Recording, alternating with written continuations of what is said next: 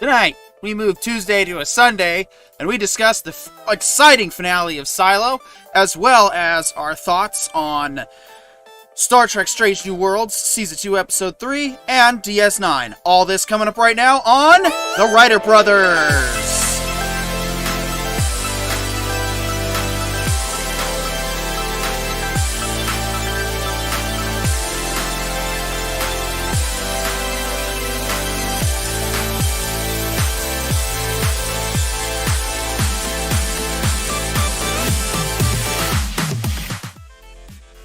And welcome back to The Writer Brothers. I am your host, PD York, joined by the ever so lovely Mr. Corione, Witch in Residence, the ever so lovelier Miss H. Marie. Wave hi. Hello. It's okay. Hi. The less so lovely Mr. Pollo Zapatos.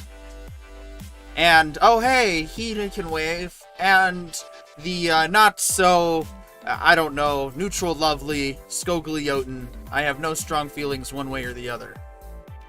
Alright.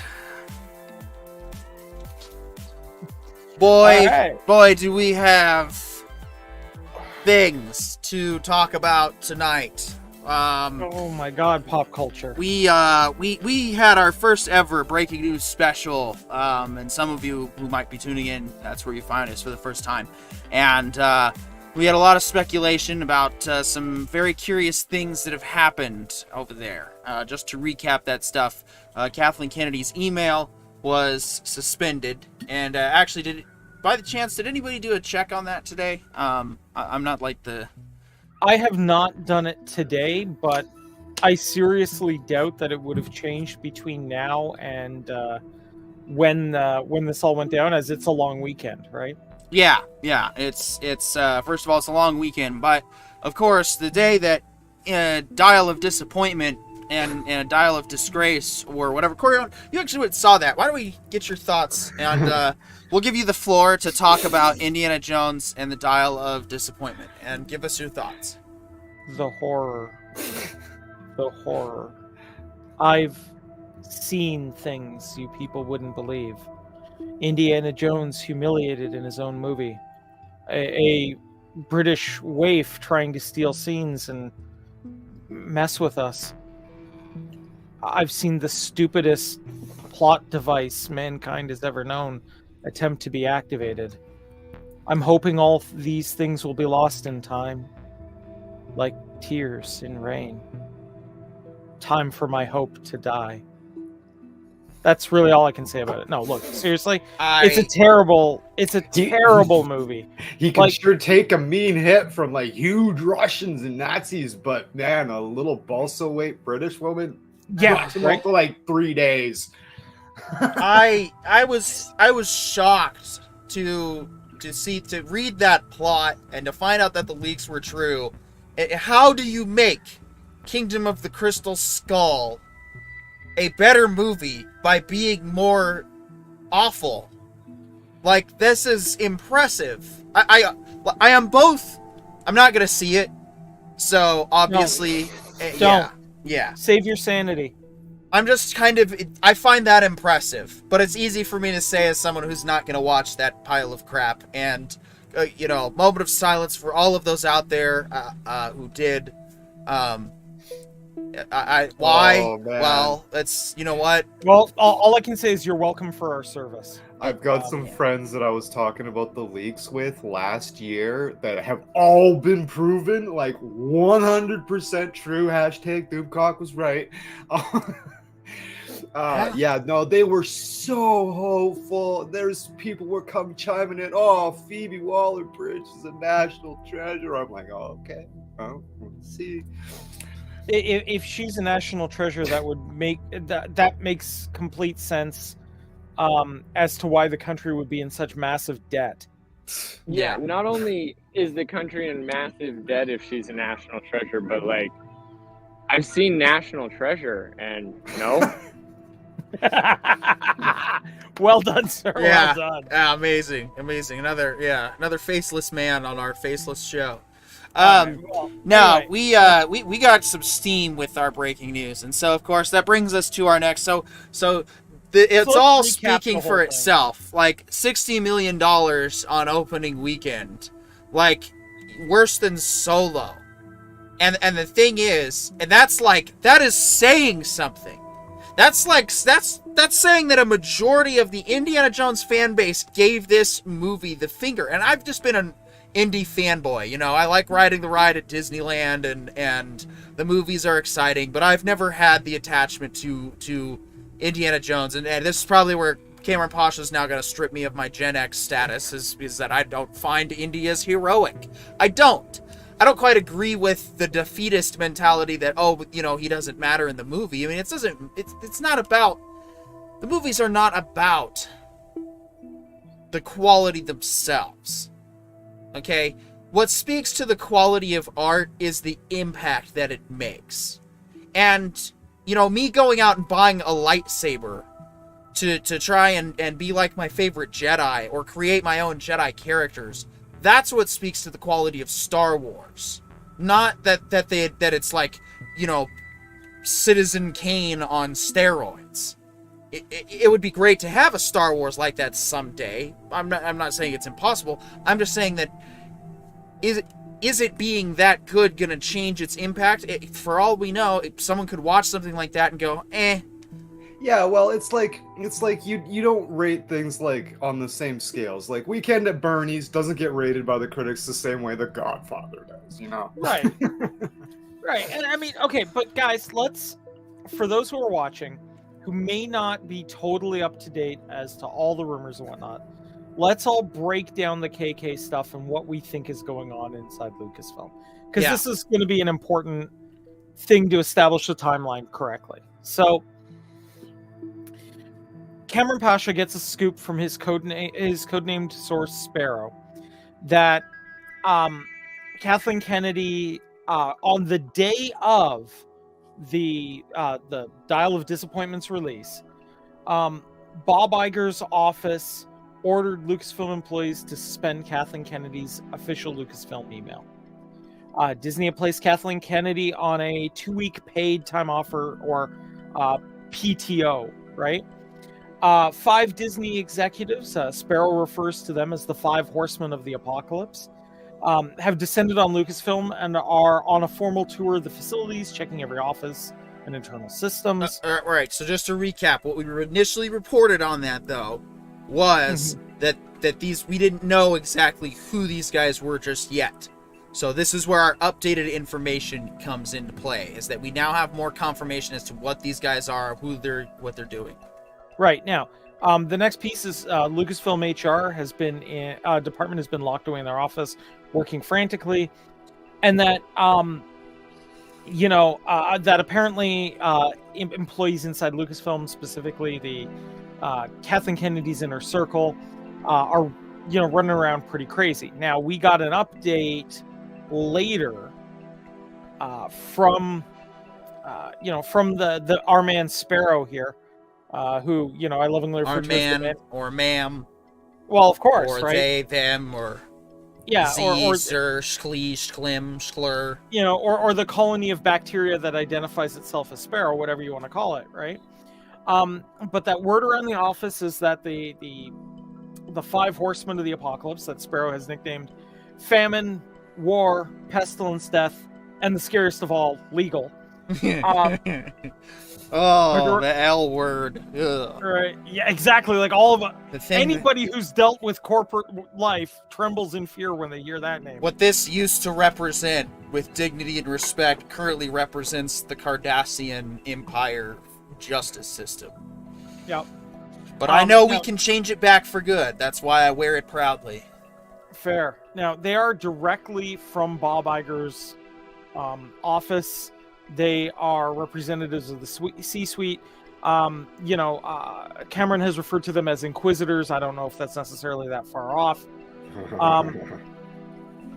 Apparently, we're hearing reports from Sparrow that the Horsemen are looking for financial records involving Kathleen Kennedy. So maybe she approved something she shouldn't have. We don't know. I heard she spent like $300 million on the Acolyte, even though they told her they weren't going to make it. I mean, that could be it too, right? And rumors are spreading inside the office that the Horsemen are part of an explicit process to remove Kathleen Kennedy from her position and have her replaced. They're also, now here's where things get very interesting. Apparently, the Five Horsemen are aware of the existence of our man Sparrow. And that means Bob Iger's aware of the existence of our man Sparrow. And, you know, apparently, you know, the suspicions are falling that Sparrow is the individual Carrie Beck, who has long been on the list of, you know, if Lucasfilm had one of the deck of cards from the Iraq War, she would probably be the Jack of Spades. Yeah, real quick. The Nerdporial life form writes in. Cheers, man. Sup? You guys like Indy 5? I absolutely loved not watching it. I thoroughly enjoyed saving my money and sitting on my ass and playing video games. Well, And Northgard was actually on sale. Which brings us to our sponsor of the day. This stream is brought to you by Northgard. No, I'm just kidding. It's not. Well, Indy dude, 5's been somebody- awesome. It's been entertaining Yeah. us for like 5 years. As someone paid by Kathleen Kennedy to like Indy 5, I don't. I don't. Didn't. I did. All I And I know haven't is seen it. I have seen it. Dial of Don't Watch has not been seen by me. No, just dial of don't. Dial of don't. Nerdporial, though, I have seen it, and the only thing I can say to it is, my therapist will be sending the bill directly to KK. Oh, for this abomination. No, this is The therapist has earned their wage this week. Oh, after this one, they're gonna have to go on vacation for like a week and just unpack everything that I said. Yeah. I can't. Yeah. Yeah, like in that episode of The Sopranos where what's his name? Not Tony, his brother makes his first kill, and he hugs his daughter standing on the beach to one of the Sandlot songs. Yeah. Oh man, yeah, one of those kind of moments. Yeah. No, I absolutely loved not watching, just like I love not watching Star Trek Picard Season 2, and I'm gonna love never watching it. Well, dude, I don't get how you can say you love not watching it, because like I hate the fact that this is one of those things that was a beloved franchise that was then again put in the hands of Kathleen Kennedy. Not the first time. This wasn't her first show. This was again. And let me learn from any of her mistakes. And let me build off that. If you're looking for people that are working, make them work. Yeah, let me build off that, because you hit a good point on what I'm trying to get at is there was Solo bombed because of Last Jedi. If Solo waited until Christmas of 18, Solo probably would have given Rogue One a run for its money, because by then enough of people would have cooled off. Because I showed it to a lot of people after the fact, and they're like, "This movie's awesome." Huh? I didn't mind Solo. I love that movie. It's my favorite of the Disney Wars movies. Yeah, probably. Yeah. Followed by Rebels, and then I mean, X-wing porno, a Star Wars nostalgia the just doesn't do it for me. The criticism to Solo speaks though, because like, what do people say about Solo that sucks? It was Disney's. It came after Last Jedi. Nobody said that it sucks because it was bad writing. There was no bad movie to set up the failure of Dial of Disappointment. Okay, no, but to be fair, with To Solo, be fair, Phoebe Waller-Bridge as that stupid fembot was more than enough to make me despise that movie. Yeah. I disagree, because I feel like if you're gonna write a robotic female character, she should at least be played by a robot. Just do a CGI girl. Like, then nobody can be offended because it's not real. Well, no, because robots really do have the strength of 10 men. Robots really do have the processing power of mature adults. So just because her voice was whiny, that's just Siri. Okay, but Like, and I mean, I get where you're coming from because if I can pop this up, right? This is Phoebe Waller-Bridge's Vanity Fair thing, and you can see the dead robotic eyes going here. So I guess a droid playing a droid does work. I am sorry, Wait, is folks. she I in should have Parks and checked Rec? that and put appropriate censorship there. We weren't gonna, but no one needed to see that. What, a cover of Vanity Fair? Oh man, that was the least of it was, I don't know. But everyone can go back and pause if you want, or you can look it up. You've seen it, you know it's out there. That's good enough for this show. I don't know, man. She was appropriate. She was dressed. I didn't show anything that. No, I'm not saying like that, but PG-13 still, and just also I don't want to see that. Fair enough. Now, I am going to say this though: there has been some new, advancements that have happened in this story. Now, for those that don't know, the trades inside of Hollywood, like Deadline, Variety, these sort of newspapers, are really only there to put forward the narratives that the studios pay for. Okay, they're basically propaganda. Shills. Right, and they're legitimately this. Normally, this kind of shill stuff, if a movie comes out, they're always in favor of it. They're talking about how great it is, what have you, because that's what they're paid to by the studio. Deadline has come out today saying how terrible Dial of Disappointment is and putting the blame directly on Kathleen Kennedy. Now, if they only put out the propaganda the studios want them to put out, I give you this. Gentlemen, who do you think paid for that article? And what do you think the plan is? Because my personal theory is that Bob Iger put it out. And that he's setting up a scenario where not only is he going to get rid of Kennedy, he's going to make sure she can't work in Hollywood ever again. I mean, that's pretty much secure at this point. And people are all out there saying, oh, we've heard this since Farce Awakens, since Last Jedi, since, and it's like, and then Mando, and it's like, I know, I was there, and I ate the salt, and it was bitter, and that's why I didn't care for a while.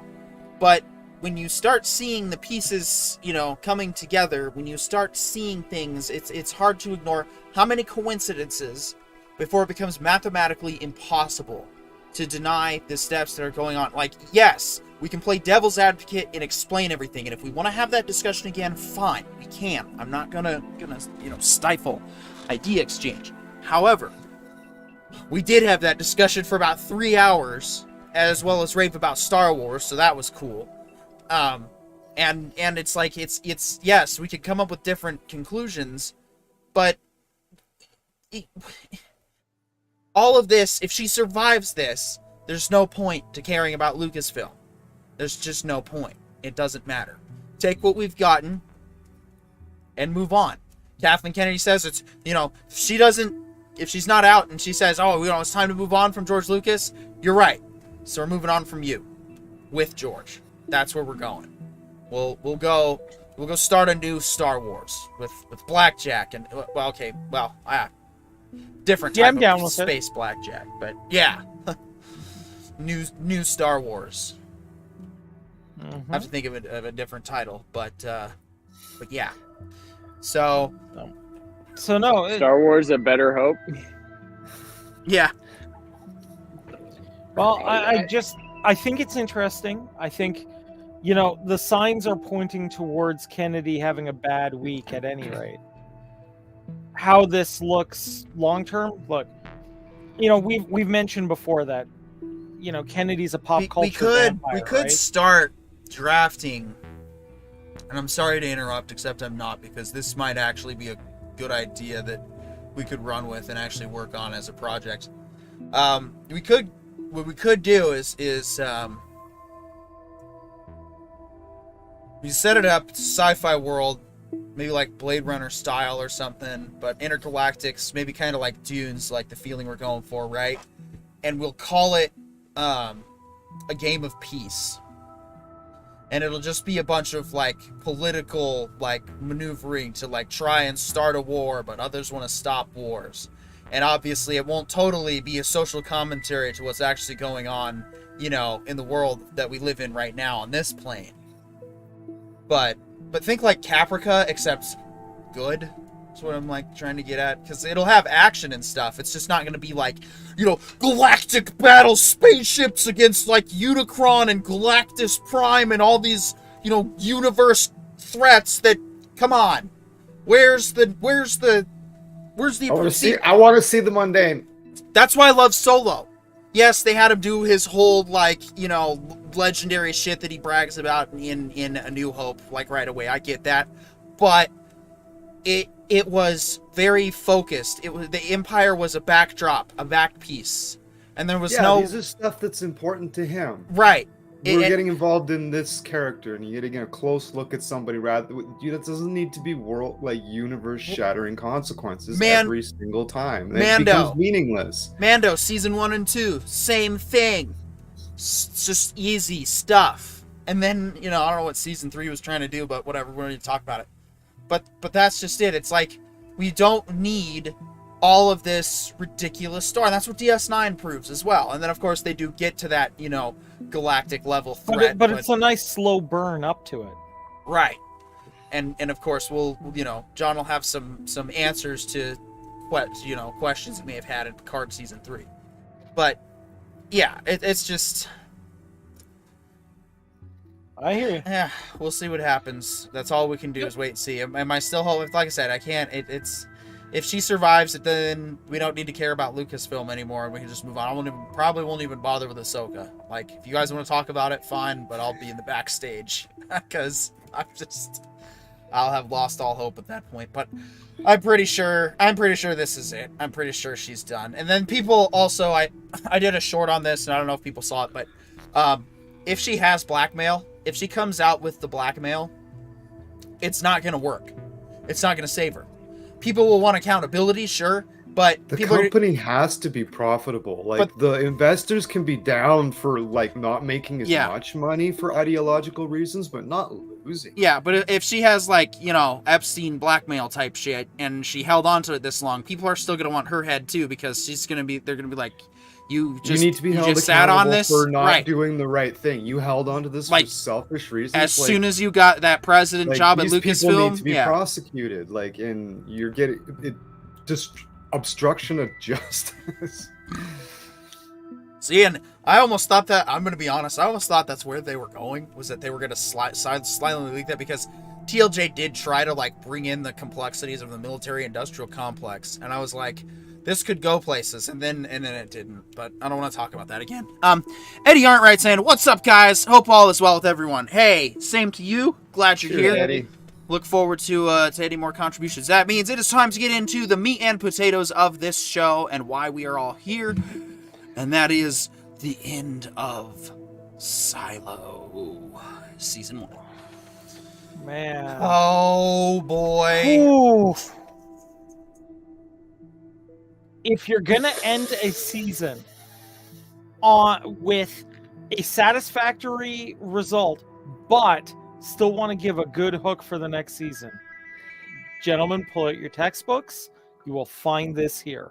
Honestly, though, like, I know there's more coming, but honestly, if they, I'm a kind of a sucker for like just big, like, gut-wrenching endings, and if that was what that was, I'd still be totally cool with that. Yeah, John and I... stuff that just leaves you reeling, like... John and I... then your mind just goes, like... John and I were talking backstage, you know, at his backstage, at his studio where he's at. He's at the outdoor park studio. John, you want to show us your set again when you get a chance? Yeah, look at that. It's much nicer than what I get. Well... They go together very well. Yeah, that's how we'll do that. Yeah, I am blown away by how, we'll get into what we got right, what we didn't get right, but I am blown away by just how there wasn't a dull moment in this show. Like, everything is there. I'm probably gonna have to watch this again, in the near future, because definitely gonna have to probably do a rewatch and recap for the second season, because holy crap, like, this is what television has been trying to be. Like, this is what 24 was trying to aspire to. This is what just about any kind of like serialized 10 episode conspiracy thriller is trying to be. This is what I was trying to be with my book. And so I absolutely I solid 7 show all around. I don't want to think I have any complaints, honestly. Like, you either love this one or you don't, and I hope that people give it a try, because this just further proves that Apple knows what they're doing with sci-fi. Like, yeah, if Apple had Star Trek, I wouldn't be worried. Like, this is good stuff. Yeah. But we got to go around the room with our non-spoiler overview, and then we will go to spoiler alert. So, yeah, Scogli, you want to kick this one off? You haven't kicked one off in a while, so. Sure. Oh man, this show has been great. A steady and satisfying drip feed the entire time. There was no like lulls where they didn't give you answers that weren't satisfying.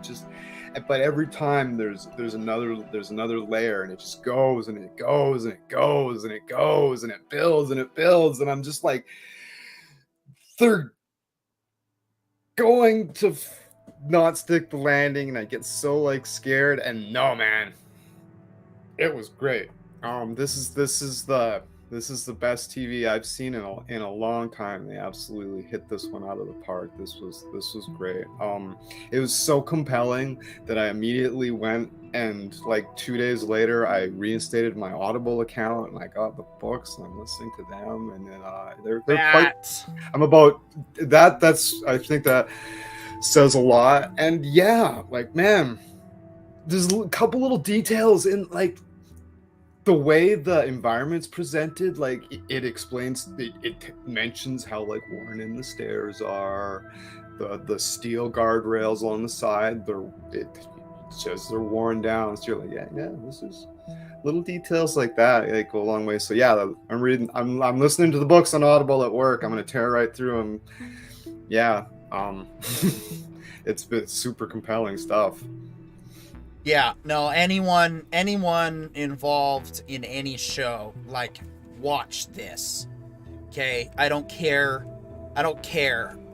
if you like me or if you hate me. If you want to do better as a writer, this is the show to watch and learn from. Like, this is what I want to be someday. And this is why I can't just anyway, I'm interrupted. Everything was purposeful, everything's meaningful, everything presented on screen is there for a reason. It's just an absolute masterpiece.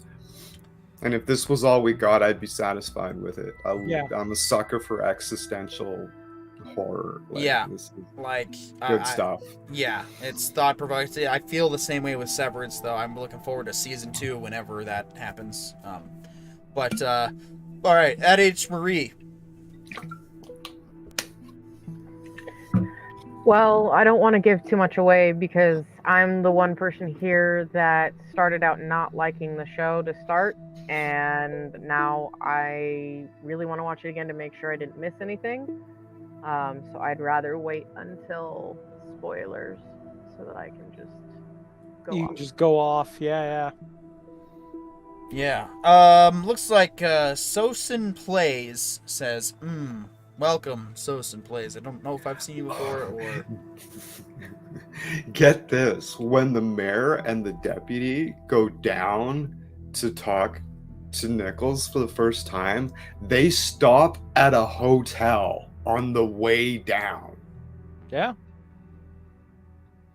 Yep, the mid-levels hotel. So, all right, Pollo Zapatos, your non-spoiler overview, please. This season, wow.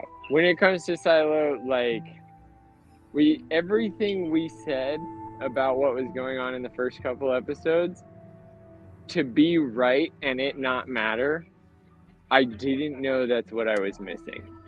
And I love this show. It was so fun. Yeah. This show, if you were to just watch it casually, wouldn't you'd kind of be first couple of episodes you'd be like, okay, maybe there's something here. But this show is so deceptively deep, right? And the more often, like, if you watch it with a really critical eye, you start picking up all the little pieces of this massive conspiracy that had to be going on to pull it all together. It's fantastic. And yeah, I think Petey, you're muted, sir. Yeah, so I think spoilers are now authorized. So if you have not finished this show yet, and you do not want spoilers, then this is the time to stop. If you don't care, because you can enjoy the ride regardless, like Garrick does with Cardassian literature, that's totally fine. It's up to you. But this is now the last final boarding call for the spoiler train. Mute if you do not want spoilers. If you're waiting for these strange new worlds, in your ear and hum real loud. Wait for the strange new worlds discussion. We'll transition and the image will change, and now you'll know that we're ready to talk strange new worlds. But spoilers for Silo, one of the greatest shows ever made. It goes to further show that we need to just be lifting books and putting more books on screen, because Expanse is a fantastic show. Altered Carbon Season 1. Just really loved that one. Such a Blade Runner-esque, yet totally cool concept. Westworld Season 1. Westworld Season 1, Season 1. Like, I should have ended it right there. Same thing. Yeah. That was like basically SWTOR brought to life. Let's see, what other greats does this one line up with? The Terminal List. Reacher, absolutely, just knocking it out of the park with Reacher. The Martian, even. Yeah. All right. Like, this is quality television. If you are a sci-fi, like, if you're a sci-fi realist fan, because I'm definitely admittedly more sci-fi fantasy. I love my Star Wars, love my Star Trek. I don't, It's such good sci-fi, but it's and not I like my sci philosophy. It's not like dripping with like, some people just don't like the shiny tech, right? It's no. Yeah, this has absolutely zero hand wavium. Yep. Right? Everything that happens in this could happen in real life. It could be happening right now. Like, incredibly grounded. Like, nothing I never doubted anything I was presenting with on screen for a second. Yeah. This is all stuff we're familiar with. Glenda, if you're out there, it's got that Fallout aesthetic. So you love Fallout, like, or no? Is it more like Borderlands? Actually, I'm more of a Fallout person, I believe, anyway. Okay. Like, it definitely had that retro Fallout aesthetic. Yeah. At times. It's kind of like a lot of tech looks like it's from the 80s. Both. Yeah. Both. There we go. So, yeah, I mean, well, let's dig into the episode. I mean, we finally find out. I mean, like, there's stuff that's, important. But called it. Those who want to doubt my credibility on getting things right, because even though that is a dumb metric to hold to, like, I don't mean, like, obviously if somebody has a consistent pattern of, like, getting things wrong 9 times out of 10, yeah, you might just want to, keep them in the entertainment section of your podcasts. We've got a pretty good track record on this freaking show. We are at least 80% or better, and even then, when we're wrong, which we'll just have a special called The Wrong Brothers. And come out and admit we got something wrong when it's necessary. We're not afraid to, because it's okay to be wrong. So some plays. Found it. Well, I would go so far as the reason we aren't wrong is because we don't put ourselves in a position to be right. We put ourselves in a position of opinion. Like, we talk about these shows because we like them, and then we talk about what we like about them, and it turns out that as writers, we know about the fundamentals of good writing. And that's not to say that like our opinions are perfect. It's just to show that like our opinions are consistent with the history of writing. Oh, Yeah. oh, are we gonna get some driving footage? That would be entertaining for the stream. Hey, there we go. Yeah, there we go. In the car. Car stream. There we We go. could have more. Yeah, more families. Yeah, Yeah, get we it- do like our get to families see on the the Wright fa- Brothers. Oh, So yeah, look, so we got the really, really big. There were some massive reveals in this episode, right? How little the sheriff actually matters to the running of the silo. Why people die when they leave the silo to clean, right? We now know that. We also know why. What screens are actually lying to us? Yeah, like we know the secrets inside the silo, and who's pulling the strings. The only pieces that we really don't know are why they're Here's pulling John. those screens, right? And like why all the games, why all the pretense, right? That's the stuff we don't know yet, which is fantastic to leave for the next season. Super compelling. Like, Yeah. there's still like some like, oh, Like Still now a we're lot, sitting there like, 'cause what's now going on in we- the city over there? Like, yep. Hopefully we get Pollo Zapata's back or on the next show. We may I don't know, guys. How are we feeling so far about on a Sunday? Like, what do we? I mean, it's good for a once in a while thing. I don't know if I can do this every week. All right, we want to. Well, I'm maybe doing we'll it just right stay now. Tuesday. So, But yeah, I mean, let's be on. Let's spoil it hard here. The big reveal: there's more than one silo, and they're all in a rough area nearby. And it looks like there's at least 18 of them. a big difference in the book is you can see the city from the cafeteria view screen. Ah, yeah. Interesting. And I mean, the question also becomes, what city was that? I mean, it's highly implied it was Georgia, but Yeah, it could have also been. Looked like Detroit, but that's how Detroit looks right now. So, that's how Detroit looks every day, man. yeah. Turns out RoboCop was a optimistic look of the future. It kind of was, dude. Yeah, this could just be a documentary for all we know. I mean, first of all, I was right. The tape is thinner that they usually use on the upper levels for the cleaners. So the let's see, That's John why said, it was a big deal when it got stolen, because they're gonna realize this tape is bullshit. yeah, and so that's why she swapped it out. She overcame her fear to swap out the tape because she knew it was the tape that was how they got him killed. So now it's like it was the fact that I got this right. But it doesn't. I'm not like, oh, I called it. What a bummer. What a disappointment.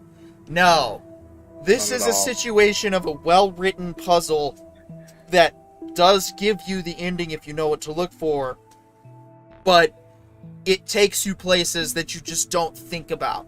It creates a level of interest in this show that you almost feel like you're a part of it. It's an escapism that I haven't seen for many years, honestly, in a show. Like, The big question I got is like, how much air is in that backpack? I mean, to me, it looked kind of like a rebreather. So maybe, Yeah, or like okay, some sort yeah. of filtering system, right? So it could be good. It could last her until Yeah. she can get to another silo. yeah, and it's like, and we still don't, and we still don't know about the door underneath the water. We still don't know about. I think Anything else? that's. H3, you got a I think thought? those connect the silos. Maybe. Okay, yes. So I have a lot of very interesting thoughts and theories that I just can't wait to share anymore. So when they actually shut the generator down and the screen glitched, I'm actually wondering why it glitched with the video that was on the hard drive when that's Good not what was question. actually outside. Yeah. Yeah, Um, that's a good question. and I think that the water down below, I think that's the actual water reserve or it's a water table and they either have some sort of transport between the silos down there that they're not supposed to have, or that was the original plan, was they were all supposed to be interconnected like a hive, but maybe it never ended up getting completed. But The I've water just table.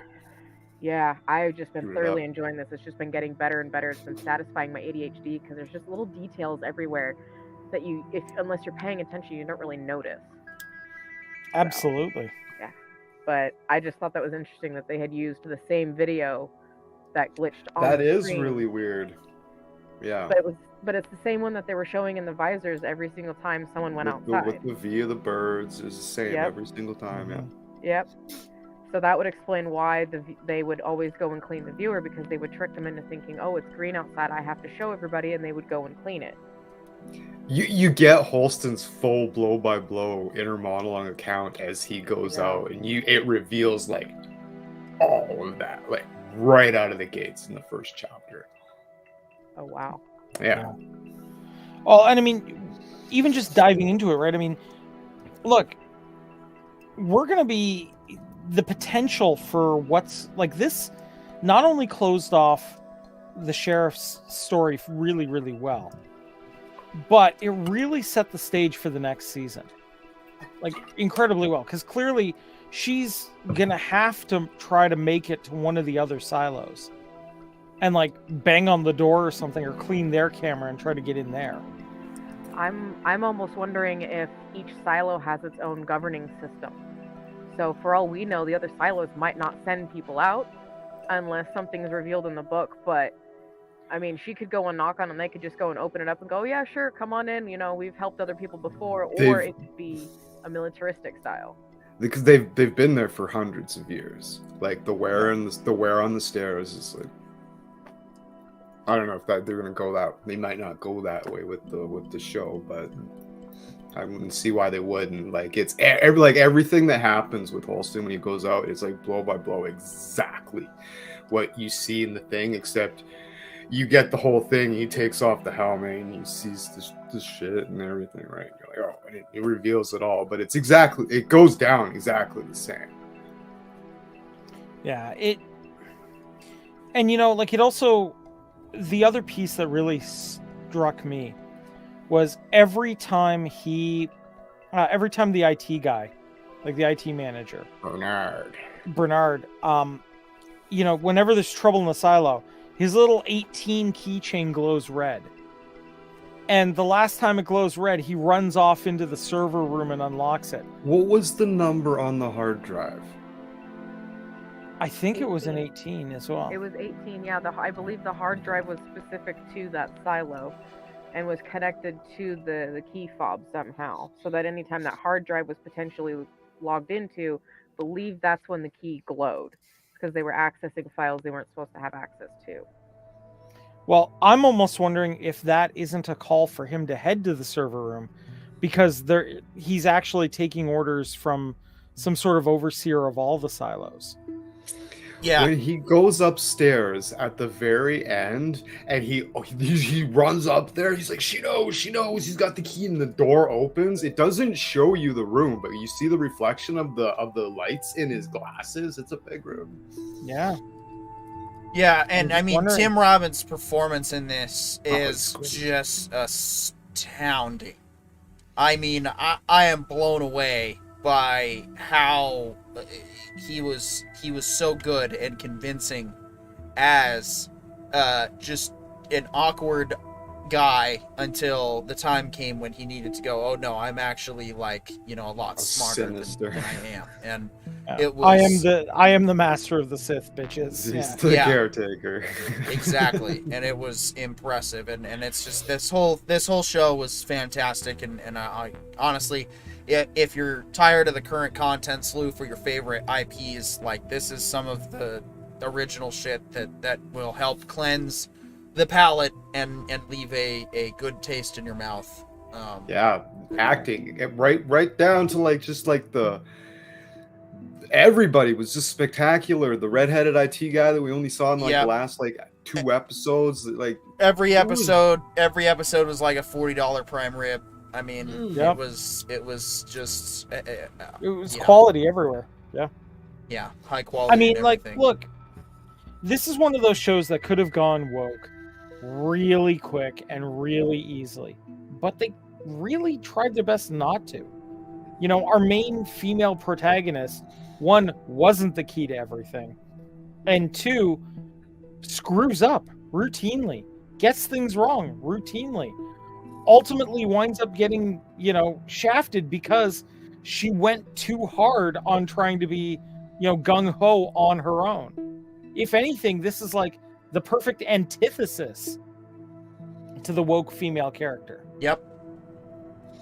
Yeah, no, this is Ripley, this is Sarah Connor, this is Like, there was no wild, ridiculous feats of strength. Like, she pulls some stuff off, but man, she takes a beating. but everything's doing it. explained. Like, she works in engineering from a young Yeah. age. Like, she's gonna have some muscular endurance, and it's yeah. There's a reason for her to be like fit, and like she's not like ridiculous. Like, And you know, no. she gets scared, and she gets, you know, she's terrified of drowning and has to face that, and you know, ultimately, you know, it terrifies her the whole time. Like, there's some good moments there. Character development. Yeah. Yeah, this is how you write a good character. one thing I Like, noticed too is when what's his name from Sims from Judicial, he was like, my son is like crying, blah blah blah blah blah. But when she's going up in chains up the stairs at the end, you see that kid. Yeah, exactly. All right. Well, I hope Pollo Zapatos is able to make it back. I think he's on his way back home, and then hopefully he'll be able to jump on, or at least backstage. But because we do now need to get, unless there's any more thoughts with Silo, like, do we have any more praise to say? No, let's get into Strange Nude Worlds. All right. So, if you've been following this show, you know that we watch Star Trek here. Why? Because we're idiots. Or, excuse me. Because we love Star Trek. And it's because we love Star Trek, we want to see it improve and see it grow, that we talk about it, and that we watch it, and that we don't promote it. We give our honest critique. You're either gonna love it or not. And I actually promote classic Trek whenever I talk about this stuff, because if you like this, you're gonna love what came before, especially Strange New Worlds. Yeah. I was hoping John would be in on this discussion because he's actually excited about this episode, and I feel that as far as time travel plots go, it was okay. Oh, well, minor spoiler there. Yes, this is a time travel episode. If you have somehow avoided Twitter up until today and this very show, then now you know what happens in that episode. So, yeah, I say it wasn't terrible. I didn't hate it, but I didn't exactly find it to be... I mean, there was a lot of good to take away from it. Actually, there is a lot of good to take away from it. What am I saying? I just felt that it was... Look, plot-wise, it was okay, right? Right. I think that's what I'm trying to say. Plot was fine. They grabbed dangling plot threads that have been left since Enterprise and kind of played with them, right? Yes, and they did character development, which was the good that I take away from this episode. Yeah, like they're focusing. They're like taking like Discovery. It's like everybody's there all the time. Everybody has to be in this big group hug on screen all the time. And not like that. Only one character gets character development, and that's the main. Yeah. This, everybody's getting their moments in the sun. Everybody's getting kind of a focused episode. Like classic Star Trek. Exactly. So yeah, this one, this season's already showing some promise, but I think it's time we need to get back to at least 20 episodes. Like, this is, or double the runtime on these 10 episodes. 50. Come on. Like, it was 50. If we make seasons 26 episodes again. Hashtag, man. Either 26 episodes or 2.5-hour episodes. I'll take either at this point, because I mean, think about it this way, guys. Star Trek's 1 through 6 is just basically TOS Season 4. I mean, especially by today's standards. Yeah. So, Eddie Arndt writes in, I don't know why, but I am loving Strange New Worlds. This season is better than the first one. That first season was bad. Great show. I'm in agreement, Eddie. It's finding its Absolutely, stride. Eddie. I mean, it's definitely got it definitely builds more off of the cheese factor. But all right, anyone want to give their non-spoiler, or should we just go to spoiler alert with this one? Because I don't think. I mean, I think we kind of said our piece on this that we can say without spoiling this one, because a lot of this one you really do need to dive into the plot a fair bit. Yeah. So we're just gonna go ahead and go to spoiler alert, which yeah. If any viewers are wanting a more non-spoiler overview, please message me, thewriterbrothers@gmail.com, and or on Twitter at the real PD York, or is it PD York the writer? Anyway, all Who right. cares? So, guys, this episode takes place in Toronto, and as I was I've been, and as I am, Yes, and as one of the ambassadors from North America, you may have the floor. thank Hey. you. Thank you, the ambassador from Southern Canada. No, I live in Idaho, and I'm Minnesota. Yes, Southern Hey, Canada. Yes. H. Marie, can I'm you give with me you. some cheese, please? So, Hungry. I'm just setting up my graphics here because I figured I should show you guys what some of these places actually look like. So one of the places that they visit quite directly here, if I can find the link to it, Let me see when you get down is Dundas Square. Young Dundas Square in Toronto is one of the very first places they visit. Actually, the very first place they visit, believe it or not, is actually the alleyway behind one of the theater district, which, believe it or not, is only known to theater nerds. But this is what Dundas Square actually looks like during the day. Interesting. So it looks almost exactly like what they were showing off, and it's pretty much a general hub. If you go down the street a little north, there is one of my favorite restaurants, the Barbarian Steakhouse, which is as amazing as it sounds. There's a theater up in that kind of area, like in that building. And the Toronto Eaton Centre is probably one of the biggest malls in Toronto. It's a lot of fun. There's a good place in there. There's actually a Roots in there, which is where they were doing the changing room scenes for the episode. The next place on the list is actually the Toronto Ontario Place / Queen's Quay, which is where they were doing the scenes on the docks. This is kind of our normal waterfront, but they shot it facing to the water away from the building, so that's why you don't see the building in the background. These guys here, let me see if did that come up for you guys? All right, hold on. Let me jump back on here because I got to bring up a new window. Oyo Zapatos writes in, because he's being lazy, too good to speak to us right now. Yeah. This episode for me was so awesome. A true Back to the Future style character development episode with death and love. Yeah, I mean, it was definitely I have a question. When does Sam Kirk die in the timeline, in the prime timeline? During original season, Okay. during TOS. Okay. All right, so where Kirk was hustling chess, this is a scene from the opposite direction.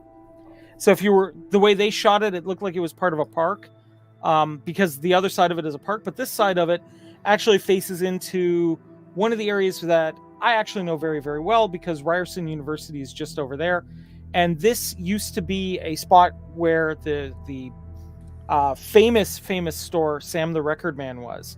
If you're ever watching a movie, if you're ever watching a movie and you see these big discs that are spinning, that look like they're spinning because of the lights, that's where this takes place. Is right beside that building. I remember when I bought the Sublime album, the self-titled one with the tattoo. Yeah. I was I don't know, I was like 15 or something, and the girl at the stairs, she's like, "Your parents better not come back here. I'll be in so much trouble," because it had the sticker on the front of it. She saw Absolutely. I was like, yeah. So the next piece I'm going to show you is kind of a weird one, because this building is actually home to the Canadian Royal Sarcophagus Society. Now I'm going to bring up, here we go. So this is the outside of the building here. I've got it just queued right now where it shows it on the Strange New Worlds.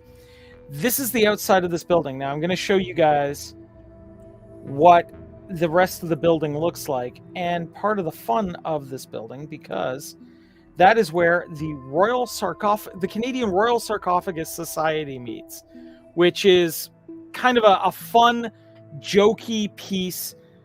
It's basically a bunch of like gothy Victorian themed guys that decided to start like a dinner club, and they got their own little building, and that's the other side of this building here where it takes place. And every year they run the Bazaar of the Bazaar, which is a fun little party, but it's all run out of that building. So I've actually been in there. I've been in the building area where the Noonien Singh facility would be. Sadly, there are no genetically engineered super monsters living there. Not yet, anyways. Not yet, anyway. Working on it.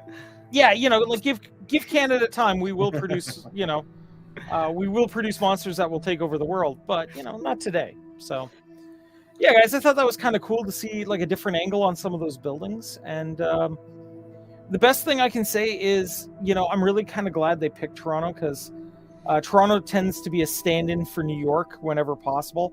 And I'm glad they just decided to own it this time, because Toronto has kind of a unique feel to it. And, it's the third largest city in the world. So the fact that it doesn't get as much play as it does is kind of sad. So I was glad to see it. I was glad they picked, some kind of some minor Toronto landmarks to show off. And it's just baby New York.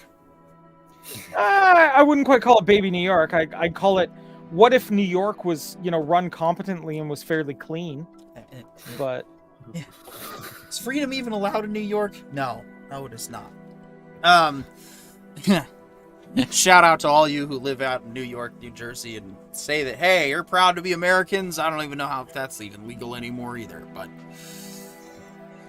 you know what? I think everyone displays their see, we're smuggling freedom America into New York right now. Yeah, and and if the United States could stop smuggling guns into Canada, we'd be really grateful. But anyway. Well, you know what? If you authorized 100-round magazines, we'd be smuggling shit from you guys. So, just saying. Make it happen, and we could make a lot of money. Highly doubt it. Yeah. Right, yeah, of course not. Well, you just train to aim. See, if you aimed instead of spraying and praying, you wouldn't need more than 5 rounds. Just saying. I'm more skilled with more bullets, okay? Yeah, I don't know. I think most farmers have a pretty nice arsenal. So I think rifles. Yeah, I think it was I think it was a pretty good episode overall. I think making La'an deal with her past was a very interesting way of developing her character too. Before we even get into that, I want to touch on the whole I don't want this show to line up with the original timeline. I want to see Pike change his fate and Spock not get killed. And I want them to just do their own thing at this point, because that's basically what they've confirmed is that this is not in the same timeline as the original series. The eugenics wars were supposed to happen in 1992 to 1996. In this timeline, they haven't happened yet. So it's, basically that's it. And it's even left a bit more ambiguous, but you know what? It doesn't matter, because this is why I liked the JJ movies, was because it's not messing with the originals. It's why Enterprise. That was one of the biggest complaints about Discovery too. A lot of our complaints would have just went away if they would have just admitted it was in the Kelvin timeline, but they were like, nope, it's in the Prime timeline. And we're like, ah! Yeah, but now the Prime timeline is the name. That was kind of a misnomer too, because the Prime, they just named the timeline the Prime timeline.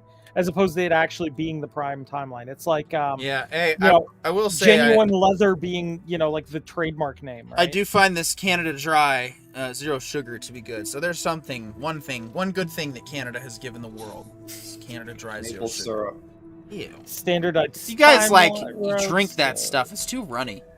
It's honestly I think it's way too runny. What I put on my pancakes is Rogers golden syrup, and what that is, if you're not familiar with, it's pure liquid cane sugar.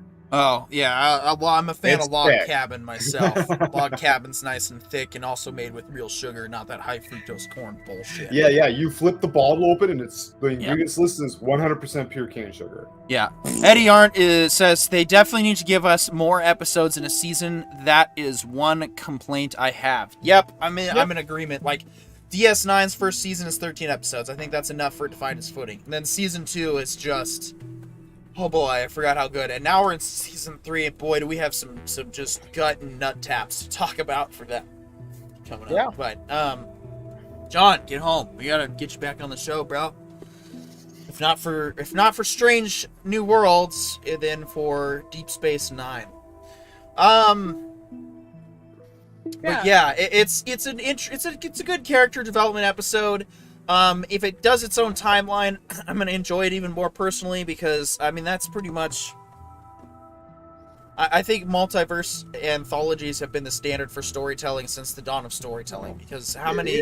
It frees people like go back and read all this. It's like, you really expect every single writer cause they need to have like a lore team or whatever, and then go and like change the story that the person wrote or whatever so it fits and whatever. It's like, well, okay, look, to a certain extent, sure, but like with a franchise that's 50 years old, that's got like thousands of episodes and movies. well, okay, here's what I would say. I have no problem with somebody deciding, you know what, we're going to do an alternate timeline, we're going to do like a side story, whatever you want to do in that regard, right? I have no problem with that. The issue that I have is when you claim that it's like it links into all the previous seasons without fail, and then you deviate from those seasons. Yeah, it's like, stupid. I just want logical consistency. Yeah. Right? Yeah, for real. Like, I don't think that's an unreasonable ask. Like, give us, like if you're going to do, like, for example, Deep Space Nine didn't do anything that directly contradicted TNG, but it was very much its own show. And it very much had its own, if there was something where they were coming close to directly contradicting something in TNG, they came up with an explanation for it on air, right? The only piece that may be off is the trill, right? Being slightly different when they were first introduced in TNG. But that's something we can forgive, right? Like, that's not too terrible. It wasn't a massive change. If anything, it was a change for the better. yeah. Right? It doesn't have complications or like implications that ripple throughout the universe. Right. Like, there are some pieces that were done in Discovery that completely fly in the face of things that happened in the original series. Yeah. And that doesn't work. I mean, look, I even get where Doomcock was coming from on why he wasn't a fan of Enterprise, because the ship looked too new in comparison to the TOS series. I can respect that.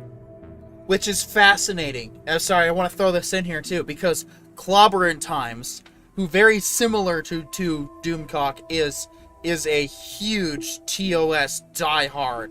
Loves TOS. I was shocked that he actually loves Enterprise. Like, it's his second favorite Star Trek, and it's actually, ironically enough, my second favorite Star Trek series too. So, yeah, I think did I list my top tier Trek? It's you've done. Yeah, DS9, TOS Season 4, aka Star Trek's 1 through 6, and Enterprise is right after that. Yeah, I mean, I don't know. I personally couldn't really put them on the list myself because, other than New Trek, I've personally felt that I liked each of them for different reasons. Right? Like, I really enjoyed TNG because it picked up the ball that TOS had carried for a long time and ran with it and did something new with it and unique. Yeah, right? Like, I enjoyed that. Which, by the way, I realized, and actually, it's actually, as it turns out, TNG is technically a reboot. By the way, it's not a sequel. People think it's a sequel because it takes place, but actually, in reality, the Next Generation is in fact a reboot, because the planned sequel was Star Trek Phase 2. They were going to relaunch the series. Well, that ended up turning into Star Trek: The Motion Picture. So that's the actual sequel to TOS, which by today's standards, 2.5 hour movie, you could consider that TOS Season 4, Episode 1. Then we had Star Trek 2, The Wrath of Khan, which Roddenberry actually, so one of the writers for season 7 of DS9 apparently said that Roddenberry was an idiot, and I mean, I don't entirely agree with that statement, except in one regard, with Star Trek 2. Roddenberry's original script for Star Trek 2 was terrible, and him trying to torpedo the movie was also stupid. That was not a smart move. Now, does that mean that Roddenberry is forever an idiot? No. He had a lot of good ideas. Those ideas that we're trying to, promote and get back to with Strange New Worlds. So by the time you get to when TNG's finally get ready, what do we have? We have a new crew, we have a new ship, and we have new stories. We have, not really a new theme, but we're using the theme that we came up with for the motion picture. And Roddenberry himself considered the Next Generation a reboot, even though it takes place after. So, because it's a reboot, that means that technically TNG is its own timeline in which the events of TOS took place in its past. But it's a new story, it's a new thing. So, Yeah, I mean, you can argue that, and I'm down with it. My piece on it, to me anyway, is, I liked TNG for kind of carrying that torch forward, though. Oh yeah. Deep Space Nine had the best writing out of the bunch. DS9 is a spinoff, yeah. Yeah, and I will say Voyager. I mean, a lot of people, quite correctly, poo-poo Voyager, but I will say it did some things right. You definitely got the feeling of exploring in a new area. You definitely got meeting aliens that we didn't encounter before. Right? You got a determined crew that pulls together as a family, which, as the season progresses and the professionalism on the ship kind of laxes. No, it doesn't. They pull together as more of a family. It fluctuates too much. There's no consistency. The family thing, that's true for Enterprise. That's why Enterprise was good, was because you slowly saw the changes over time, and that was to be expected because it's Starfleet before the Federation, not the Starfleet that we know and love in TOS or TNG or DS9. And so it's like, I just... See, I don't know. To me, what really made Enterprise was we got to see why certain rules exist. That was what really, really did it for me. Like, why they have the non-interference rules, right? Why they have certain, why the Andorians, while they're our allies, are still kind of sus, right? Like, each of those individual pieces were kind of cool to see on screen, right? I kind of liked that. So all of them have had their own unique things that made them good, right? But Strange New Worlds, I feel, is on if it keeps going with the way it's been going this season, it's on its way to earning its place as a decent Trek series, right? I'm not saying it's going to make it there. I'm not saying it's great. I'm saying it's making the effort to get there, and that I can appreciate. Yeah, and John apparently had praise to give to this episode because he feels like everything he's asked for and criticized from season 1 and even with Picard season 3, he feels like it's actually being answered and that the steps are being made, it's like Cameron Pasha's analogy is correct, and that's how I feel about it. Like, this is a ship that's massive, that's going to take time to correct its course, and it doesn't happen right away. It would be nice if it did, but we also have to remember that a lot of what we we hold Star Trek to be is what we took away from it. It was what inspired us. It was our adventures. And so when we see someone play with their toys and they do something different, you know, that upsets us at times. And I don't mean that like to be condescending, that we're all just a bunch of man children. I mean, we live in an era where our dollar, the value of our money is being stripped away, and the future that a lot of us were promised is total bullshit. You know, oh, work hard and it'll pay your bills. I'm doing that. My body's broken and I can barely, you know, function as is. So on top of that, it's like the money I earn just evaporates anyway. So not sorry that I choose to do escapism over beating myself up into oblivion. It's just... Yeah. No, look, to me, here's what I would say about it. A lot of people view these characters as sacred, right? They are the pop culture gods in their pantheon. And, you know, when you realize that, you got to treat them with a little bit of respect. It's actually why... I've heard people very, very emotionally talk about how Captain Kirk was the only positive role model they had in their entire life. Right. And I will say this. The guy who's playing Kirk in Strange New Worlds, I am super grateful he's not trying to do an impression of Shatner. He's trying to make Kirk, like, he's trying to be respectful to what came before, but still, you know, interpret the character his own way. The closest thing we had to a modern Kirk was Galaxy Quest with Tim Allen's Captain Taggart. That was a loving parody, but it wasn't a, like, you know, SNL or In Living Color type parody where it's like we're making fun of him. It was a loving tribute to Star Trek as a whole. And so, yes, I do appreciate that Paul Wesley, and this is what I realized. It's like, okay, let's say that they do try to find someone to emulate Kirk. Like Pine was probably the closest that could have gotten to that. But even then, he started, you know, being like Star Trek Beyond Pine. He is like a considerably more mature Kirk than we got to see Shatner be in the original series. He's almost like straight to where he is in the movies. Like, I feel like Pine is like a year younger than motion picture Kirk. Almost, even though motion picture Kirk's like in his 40s. The point is, Shatner's the only one. Shatner's the only serious Shatner Kirk.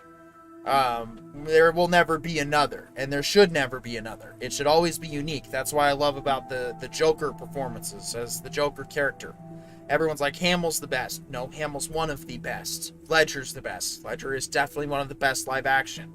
Oh, it's Jack Nicholson's the best. Nicholson's a different one. They're all unique Jokers that bring something to the table. And even the one in the Suicide Squad, which, you know... Even the guy that painted the white over his mustache. He has a special place in a lot of people's hearts. I forget what his name is. Cesar Romero? Yeah. Look, the thing is... I think everybody has their preference. Yep. And there's nothing wrong with having a preference. But I do appreciate... Look, this guy is walking into the Titans' shoes to fill. Oof.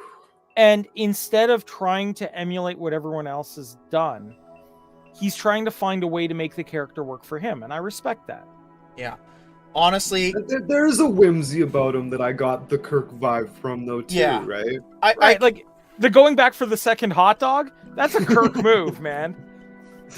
Yeah, and stopping to look at the sunset right next to it just happens to be a tall ship. I thought that was a nice reference. Yeah, that's another Kirkism. And honestly, it's like, I mean, La'an is just... And then this was also... They throw in a philosophical discussion about, you know, would you kill baby Hitler? And it's like, you know, she's descended of him and carries that name, and it's like, well... You know, you can either live in shame or you can overcome it. And so it's got a good message in this show. And then it shows, like, the fact that to her, in that moment, things could still change. And she doesn't know it. But at the same time, she was put in positions that she wouldn't have otherwise been in life to save other people's lives. So, you know, the little girl that she rescued from the Gorn, dead.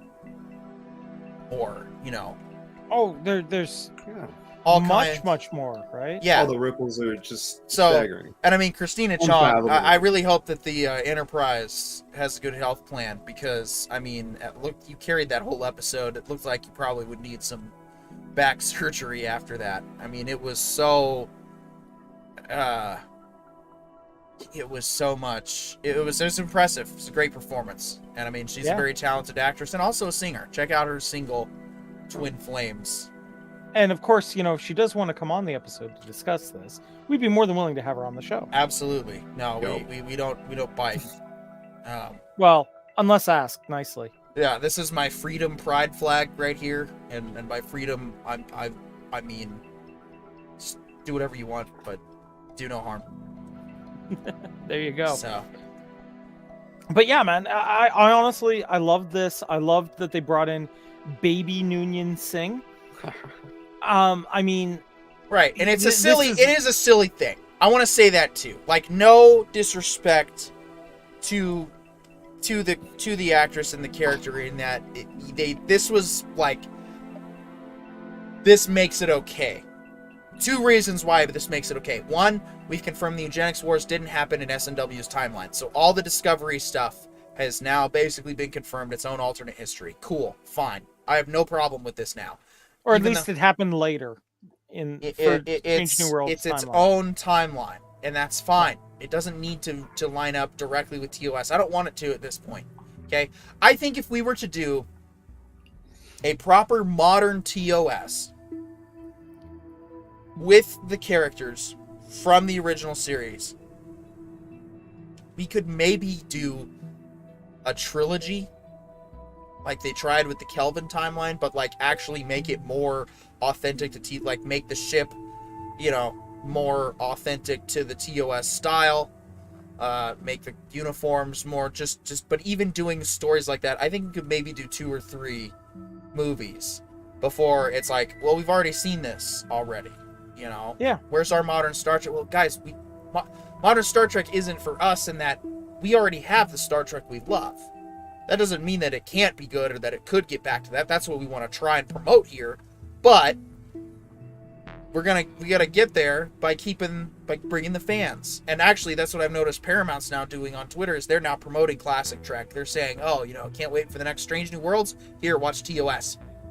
Good move. Yeah. So Look, I mean, yes, potentially it's very damaging to some of their new Trek series because, you know, exposing your audience to competent writing is going to be dangerous. But, you know, I'd rather people see what Trek can be so that they expect better from Trek. Because Yep. at the end of the day, that's what we all want. We want better Trek. We want the kind of Trek that we grew up with for the next generation. Stuff that'll make them stop what? and think. you know right? what? Fire yourselves. When we call out your bad writing, look at yourself in the mirror and quit. And then do better. Watch some classic Star Trek. Keep improving. See where we say where you've improved and where we want to continue to see improvement. Watch our criticism closely and embrace it. Because I don't want anybody's head. I don't care anymore. It doesn't matter. It's not. What's done is done. And I would rather see improvement because that's all I want for myself is to improve my writing. That's all I want for criticism is help me do better. And that's what I give in return. And yeah, sometimes we're harsh on this show, but we're harsh because we're honest and we care too much. And we want you guys to do better. We've seen it. Let's keep going. So, you know, fire your old self. Look at those ideas and go, you know what? In retrospect, that was not very good. I'm going to do better than you. Yeah. Hey, man, look, honestly, all I want is for the writing to live up to the legacy that it is inheriting. Okay? I want you guys to not worry so much about action and to worry more about what message am I sending. Yeah. Right? Oh, and for the love of science, downscale your CG visuals. I keep watching 8K versions of the opening theme and it looks amazing, and that's the problem. Is they're not lining up with whatever they stream it in, which I think it gets bumped down to 1080. It looks like a cartoon because there's too many pixels for the downscaler to figure out. So yeah, it just merges a bunch of them, and it's if you guys downscale your actual models to 1080 and render in that, they might even look better and blend better like they did in 2009 Star Trek. Yeah, and I mean, and also, guys, I get the urge to overlight shots, given that, you know, Picard season 3 was so dark.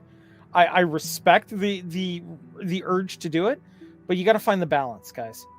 There's a balance point in there somewhere where it's not shockingly bright, but it's not submarine dark either. Like, there's got to be a balance point in there somewhere. Yeah. Please find it. Yeah, Pollo Zapatos writes in, says, bro, they even throw the forget your life for the better history debate.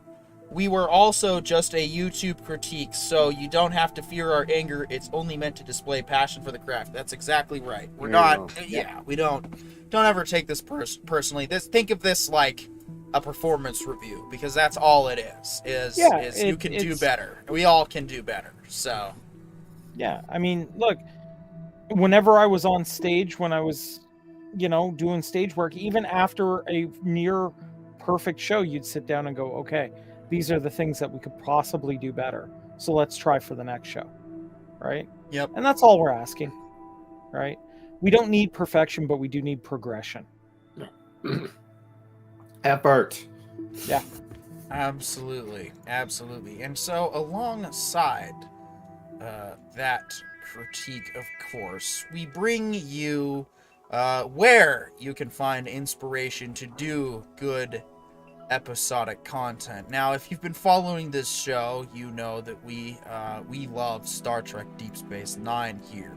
And that brings us to our Season 3 discussion. We have 2 episodes that are just... Oh boy, do they go places. We're really getting into the... into why this show is amazing. We have crossed the halfway point. We are... Now, this is where things are going to take off, and we're going to ride the high of Star Trek's greatest for like until and we're through 6, the wormhole on and this then one. we get to season 7. Anyway,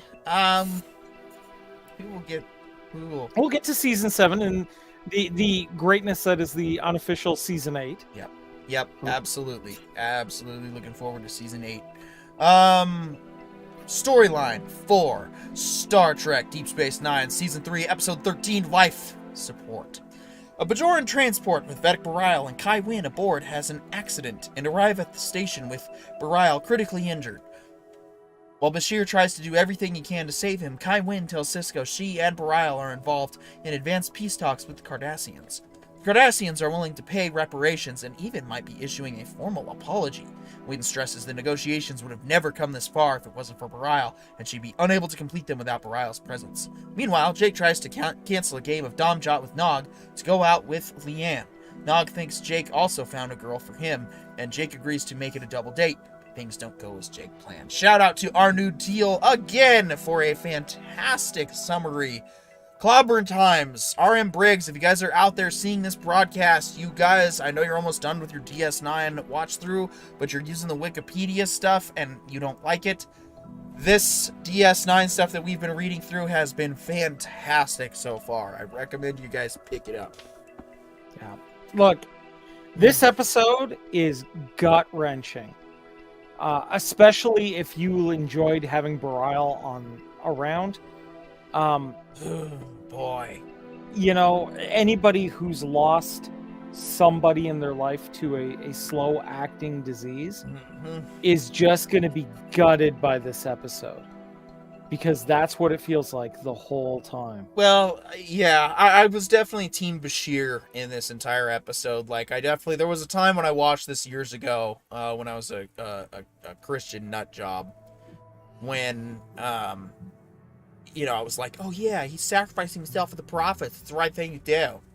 Now I'm looking at it, from a more practical perspective, and I'm going, this was not well thought out. Like, stasis could have waited. The talks could have waited. Like, if you literally told the Cardassians, yeah, a freaking conduit blew up in his face, he's in critical condition, we need to, he needs to be stabilized and whatnot. Okay, if they're serious about peace talks, they'll be like, okay. And then if not, and then this is an opportunity for Sisko to reach out to Dukat and go, hey, these guys are trying to do their peace talks. It's what's right. What do you, can you make this work? Can you make you guys stand down? Like, there was a lot of stupidity that was at play here, but Sisko could manipulate him into having to be proud. Oh yeah, being the emissary, Sisko could have stepped in. I don't know why Bashir went to Sisko. He went to the wrong person, and he should have gone to Sisko. Well, like, hey, you're the emissary of the prophets. Like, tell them to stop, and yet that wasn't. Yeah, even considered. tell them to stop. Tell them you have to consult with the prophets. Like, whatever. Right, and that wasn't considered because the whole point of the story is religious fanaticism could get you killed early to an early grave. Well, And I took away a different kind of piece for this, right? Because it really ventures into the avenue of discussing, when it comes to life, what's more important, quality or quantity, right? And that's a huge debate to have, right? Is it more important to keep somebody alive for as long as you can, or is it more important that they get to have a quality of life during that process? This is a great, if we're in a Cold War, DEFCON 1, fingers on the button, we're ready to go to nuclear war, or like full-on war's about to go, I agree. The needs of the many outweigh the needs of the few. It was not that critical. This was extracurricular. This was like, we found a way to make peace, and it gave Bareil something to do since he wasn't vetted, or it wasn't freaking Kai. And so now,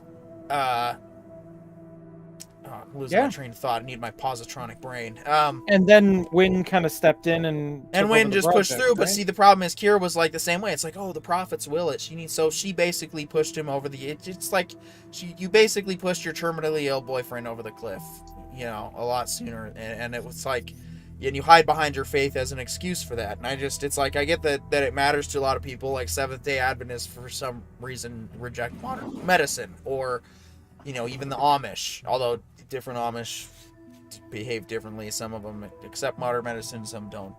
But the point is, I don't know. It's... Look, there's a hard debate there, right? And I don't think we have... there's no one way that's correct, I think, in that, right? We can have our personal opinions, and that's fine. But at the same time, I'm also very, very firm on respecting other people's beliefs on it, right? That all being said, we all know why Wynn, they label it out in the episode why Wynn was determined to keep Bareil alive, because if the talks went great, she was going to get all the accolades from using his research. If it failed, she needed a scapegoat, right? And somebody that she could just be like, well, it was all his fault, but he's dead now, so who cares, right? That her motives were not pure, and we see more villainy from Kai Wynn here on like an individual level than we've seen previously. Yeah. And that is, her building of darkness, if you will, is part of this too. But at the same time, right, we have, Kira's not in the right headspace. How could she be? Anybody who's ever lost somebody really, really close to them is going to play it out exactly how Kira did, fighting for their person as long as they possibly can and not wanting to let go, right? We all get there. We all build these attachments to people that we're not ready to release yet. And, it's tragic what happens to Bareil, but at the end of the day, this isn't so much about Bareil as it is about the people around Bareil and how each of them deals with tragedy, right? I mean, for anybody who's watched this, who's had somebody that they know is going to die, be it cancer, be it some sort of lengthy illness, what have you, this episode hits home because you can see everybody's positions on this, right? You can see the person who wants to keep this person around because I still need them for whatever I'm doing. You have the person who wants to keep them around because I still need them because I love them. You have the person that's sitting there going, at some point, where do we stop? Right? All of these positions are completely valid, and people who have suffered serious trauma wrestle with all of these. I literally have counseled people going through every one of these phases along the way. And take a look. Kira goes through those phases of grief one by one throughout the episode. She starts in denial and winds up going through everything up to and including bargaining with Julian, right? You know, which, I mean, you can argue whether Bashir is a higher power or not, but still, you know, to eventually acceptance. And it takes a long time for her through each one. And we see those steps go through. And that's what makes this very, very, like a very, very good episode, right? And it brings it together very solidly. We also see something that, you know, you almost don't expect, which is Kai Wynn actually discussing things with Cisco, right? Like, we see that she's trying to keep him in a very Fremini kind of position with the way she talks to him.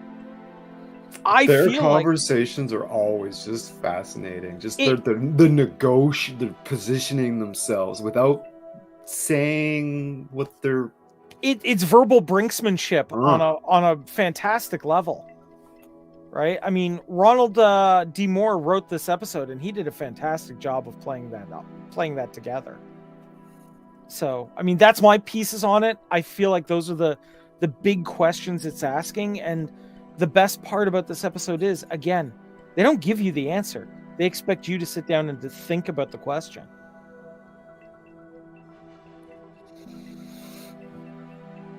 All right. Yeah, I agree. And yeah, I mean, everybody raving about DS9 in the chat. No, please feel free to spam our chat and rave about it and like, subscribe, share out to the world. It's what helps us grow to keep coming back, so we keep talking about more DS9. You know, if we get monetized quicker, we can start more shows up. We can do more with more time, with more incentive. I was kind of surprised with that. He's replacing the organs, and she's like, "Can you replace his brain?" He's like, "I can." It's like, what? Yeah, no, it's like, he replaces the one part, and you see the shift, and then it's like, you can replace the other part, and it's like, yeah, but he'll be dead. I'm like, oh my god, it's like the servitors in Warhammer. Speaking of silly episodes, and certainly one that prepared me what to look out for in life when it comes to relationships. Heart of Stone is a bit of a goofy episode. Not Run Along Home goofy, but man, I love the Nog stuff. No, the B plot of this episode is so good. The B plot is what ages well and why you have to watch this. The A plot is enough. Like I said, it's a good tool to train you, like, you know, because in real life it translates to whether or not someone is actually trying to reciprocate your feelings or just playing your emotions for a reaction, which people unfortunately do. And it doesn't, you know, male, female, it goes both ways. Manipulation's bad. Don't do it. So with that, let's get into the storyline. Kira and Odo are returning to Deep Space Nine in a runabout. They just visited Prophet's Landing, a colony close to the Cardassian border, to review security procedures, when they receive a distress call from a Lysepian supply ship that was attacked by a Maquis one-man vessel. They start to follow the Maquis. The ship lands on a moon, and Kira and Odo follow him into a very unstable cave. Kira's foot gets stuck in a strange crystal. While the crystal slowly encapsulates the Major, Odo tries everything to free her. Meanwhile, Nog makes a special request to Cisco. He has become an adult and is ordered by Ferengi bylaws to purchase an apprenticeship from a suitable role model. Nog wants to be the first Ferengi in Starfleet and asks Cisco to write a recommendation for the Academy. Shout out once again to our Newell Teal for an amazing synopsis. Yo. This episode, look, I know some people think it's silly and everything, but this is where we start to see Nog become the character that, we're very, very grateful he becomes. Oh, rest in peace, Aaron. Yeah. Oh yeah. This one was definitely may or may not have cut some onions almost, and felt the R.I.P. Aaron moment, because God, what a great guy too. I mean, even post DS9, this show meant more to him than I think it did most of the cast.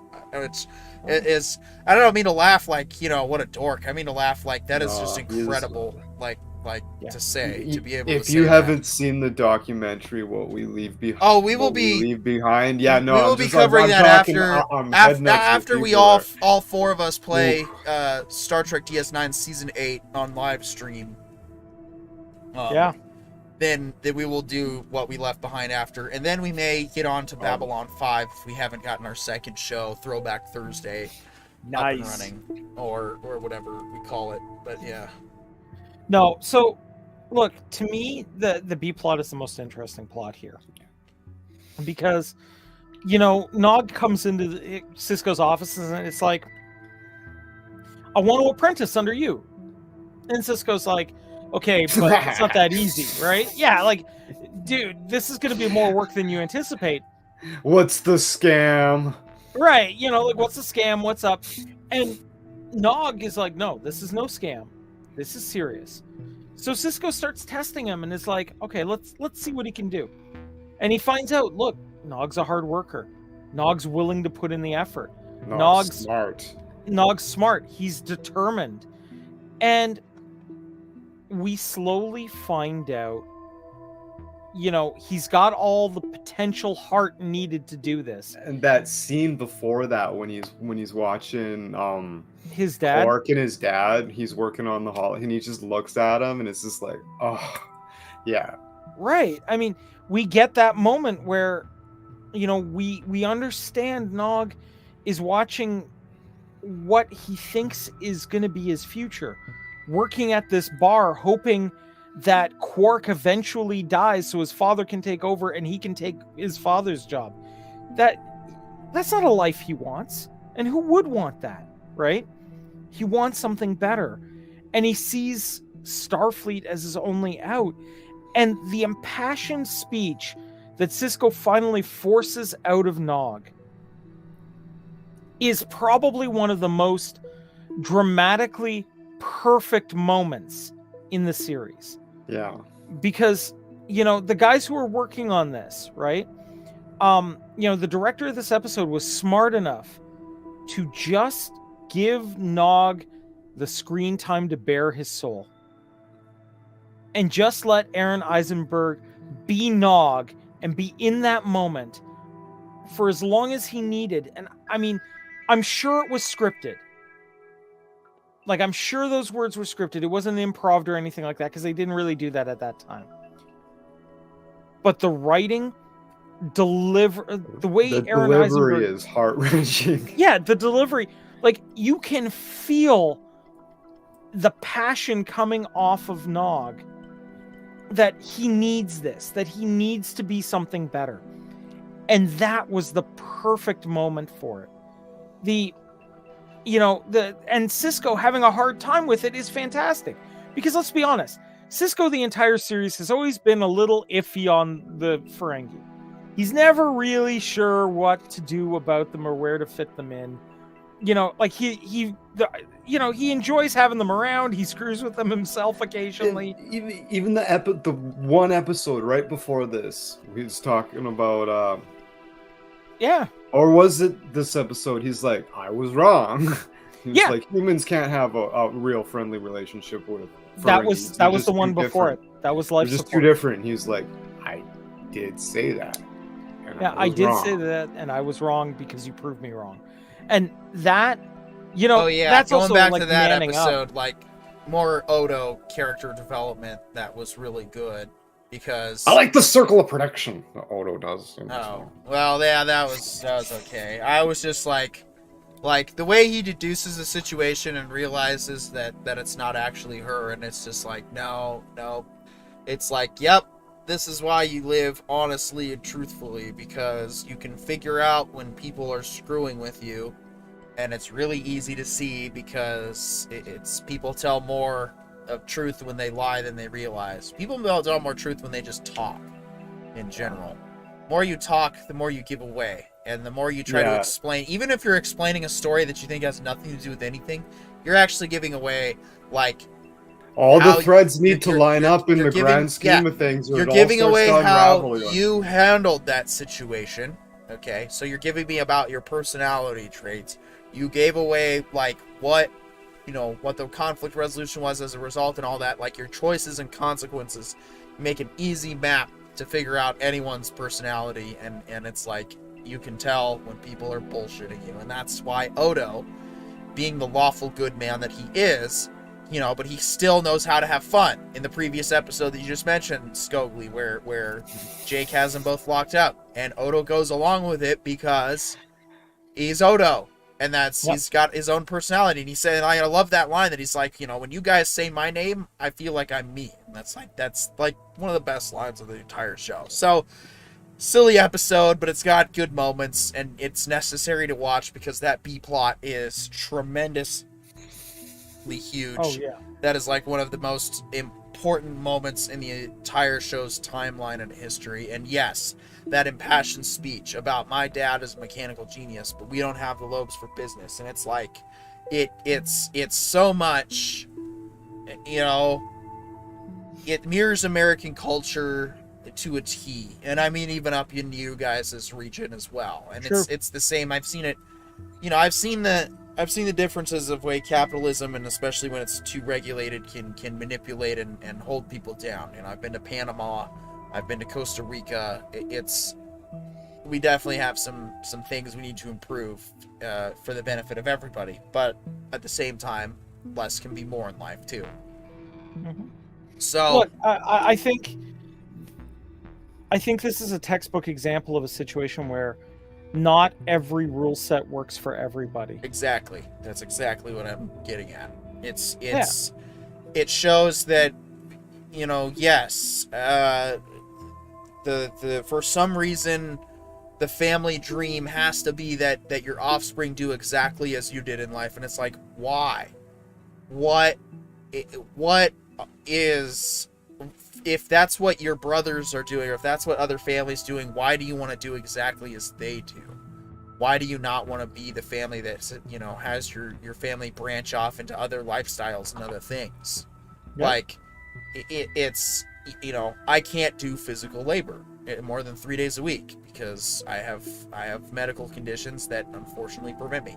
32 years old, and I have to I'm limited to what I can do. Sucks, but I'm choosing to make it work, and that's what this episode, it shows that perseverance, that Nog is going to be the first Ferengi in Starfleet, and Ferenginar wants nothing to do with, Federation values and ideals, and yet Nog is going to defy all of that, and just like all of the other greats, civil rights activists who had to defy all of those others, it's symbolic. That scene at the end when Rom's like, "Good luck." Yeah. No, it's symbolic to this is when sci-fi's at some of its best, because it's symbolic to, Rosa Parks, it's symbolic to Harriet Tubman, it's symbolic to everybody who's been a part of pushing that change for the better, because it's sometimes necessary to force the change. Not to make everybody get along, but to make sure that, you understand, no, you're a human. You're of equal value. Your life matters just as much as everybody else because you exist. And, no one asked us, we didn't ask to be here as far as we know. So. Well, I mean, you can even take it a little further, I would argue, too, that this is, in a lot of ways, you could make the argument of we are used to seeing humans exploring strange new worlds in Star Trek. This is a Ferengi exploring a strange new world to them. Yep. Right? This is, this is the first pioneer of exploring human culture that we've seen from the Ferengi. That's something interesting too. You could make a lot of immigrant references here. There are levels to this discussion in this plot that make it universal. One of the proudest moments of my life was Sean graduating from Marine Corps boot camp, but the second proudest moment was watching two of his company, his fellow Marines, get sworn in as U.S. citizens because they had elected to serve 4 years in the U.S. military to gain citizenship. And that was amazing to be a part of that moment. And then, see his graduation. It's like, that's the best of what America represents right there. That's when our military service is at its finest, is when we're bringing in people who want to be here. I'm a firm believer that not every red, white, and blue-blooded American is born in the United States. Case in point, these two gentlemen on our panel. And not everybody has to come home either. It's fine, because, the spirit of freedom is within you guys, because you're not afraid to express yourselves. Look at you, Corione. You've got First Amendment written all over your freaking name tag right there. Like, that's it. That's what it is. This freedom, Congress shall make no law prohibiting, respecting any establishment of religion, but not prohibiting free exercise. That's what it's about. And that's what we see in this episode is Nog is trying to immigrate to Federation values because he knows that there's no future for him in business. That's not his talent. He is not a businessman. He has other talents elsewhere that we're going to learn, and he's actually going to find out that the path he thinks he's supposed to go on, well, we'll see. Nog is without a doubt one of the best characters of this show. I was very proud to put Aaron Eisenberg's name on the special opening credits I did for DS9 Season 8, which is on my personal YouTube. I never heard about a reaction that he may have given, but that would have been cool. Honestly, look, Aaron Eisenberg was probably one of the most underrated actors from the series. But there are definitely episodes that he just downright carries coming up. Yeah. Oh yeah. There's a big arc. Right? And that's amazing, right? Like, especially when you consider, like, I don't know how long the dude had been in the acting scene before he gets a break on Deep Space Nine. But, brother did a lot of work and did a fantastic job doing it. Given, we very rarely see him in any series up until this point. So yeah, man, I love him. I think he's great. I think he did a fantastic job in this one, and it sets him up on a fantastic arc where we're going to get to see where he goes. Yep. Absolutely. So, it's and then, of course, Odo deducing the fact that it was a ruse because the female changeling wanted to make sure that she knew what exactly was keeping him from going to the Great Link. And, of course, her motives are entirely selfish as well. And it's just, you'll never be loved by the solids. And it's like, no, you just saw that he is when he said, the whole speech about his name. Like... Well, now you've brought up an interesting question. Is it actually possible for the female changeling to be selfish? Well, I guess the Great Link is selfish because they just want all their blobs back. That I will give you. They want all their blobs back, and they think they're better than everybody. And it's like, well, no, you're not. You're sentient, and yes, you shouldn't be tortured for being a blob, but you also have to respect. It goes back to the golden rule: treat others the way you want to be treated. Mm-hmm. Now I know people say that, oh well, masochists shouldn't have it. And it's like, okay, no, it's not about specific treatment. It's respect my right to exist and have ideas, and I will respect your right to exist and have ideas, and that's it. I don't want to be hindered from my expression, regardless of how outlandish or how stupid or how wrong you think I am. My freedom of expression will not ever be hindered. Neither will anyone else's on this panel. Neither will anyone else's in the chat. Now, yes, we do try to keep things PG-13. Please be respectful. That's just our rules. But we will help you articulate yourself more clearly and more cleanly if you're willing to work with us and be patient. Because we can help. We can help you express yourself in a respectful manner, because that again goes back to treat us the way you want to be treated. Respect our opinions and we'll respect yours. I respect the fact that these people are dedicated to these newer Star Trek properties. There's a lot of good work that goes into it. I give praise where I see it. Dave Blass had a really cool idea for modular sets to just swap out small pieces to make different rooms from different decks.